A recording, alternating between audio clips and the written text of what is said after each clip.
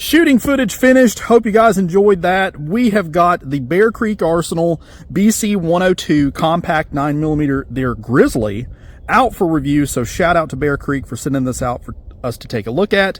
So I have got 300 rounds through the initial review on this gun, and it has done flawless. It has worked great. No issues at all. Now, I did take and pop the slide off this when I first got it, just wiped it down. Ran a dry patch through the barrel, a little bit of light lubricant on the contacts on the slide, and it has run great. I mean, no issues at all. So just wanted to go over with you guys what it comes with from the factory. So this is the box that it comes in. Presentation is very nice. So now granted, you're not getting a hard case, but that is totally fine for the price point. Very, very good price point for what all you're getting. So here is the gun itself. Go ahead and check clear. Good to go. So we'll take a look at that in just a second. So you lift out this inner pad, you get two 15-round mags, believe it or not. Needless to say, I was a little shocked when I opened this box. I figured that it was only going to give you one, if any, to be honest, and they gave you two. Now these are from a company called, put it up here the right way, KCI. Never heard of those, but they worked great. No issues at all. I used these quite a lot in those 300 rounds. I also used a Magpul PMag and a standard Glock 17 mag as well, and all did great. Do go, of course, get your gun lock, a couple of stickers, pretty standard stuff there. But let's get to the business end of this review and take a look at this pistol. So this is what you're going with. So this is the 102. So the 102 is very comparable to that of the Glock 19 in overall size. So about a 4-inch barrel. Very, very nice fitting handgun. I will say that the gripped texture, I would call it aggressive. It's got some bite to it, not gonna lie. I may or may not end up taking like maybe a, I don't know, maybe a 2000 grit pad and just scuffing over it just to knock some of the rough edges off, especially on the underside of the grip here. But overall, absolutely no issues at all controlling this handgun, moving around. Even shot it a little bit whenever it was kind of drizzling, and I accidentally dropped the gun whenever I was loading magazines and knocked it off into the leaves and all the nasty stuff on the floor here at the hide, and got it a little wet and dirty. It ran great and had no problem at all keeping a good grip on this gun. As you'll notice, you do get a slight undercut on the trigger guard. I'm a huge fan of that. You get a slight magwell flare. Very easy to find that magazine. I don't know if you guys can see it here, but you do get from the factory an extended mag release and extended slide release, so that's pretty cool. It has a Picatinny rail up front, so you don't have to worry about, you know, those Glock specific accessories. The trigger itself is okay.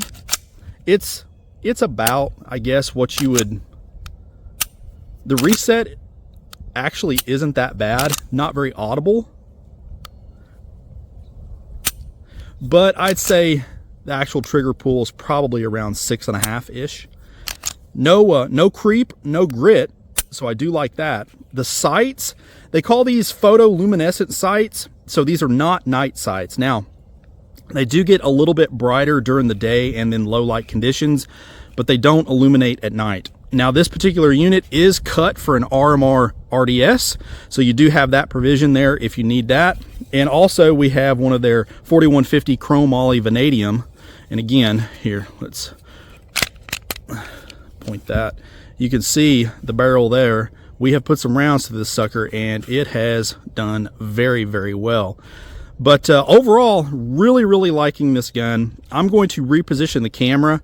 I haven't had a chance of putting any jacketed hollow point through it, so I want to do that for you guys on the camera, and maybe take a few other shots, and then we'll get some final thoughts on our BCA Grizzly 102. All right, got a couple of magazines loaded up. We're going to start off with just 15 rounds of 9mm FMJ, just some 115 grain stuff.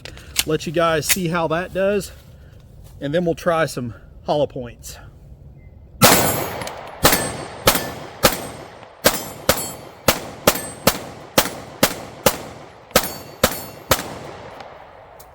Burns them up. tell you that. So I've got 5 Winchester and 5 Remington, both 115 grain JHP.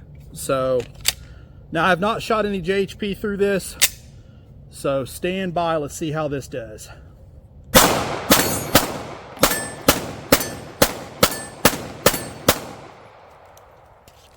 Burnt them up too.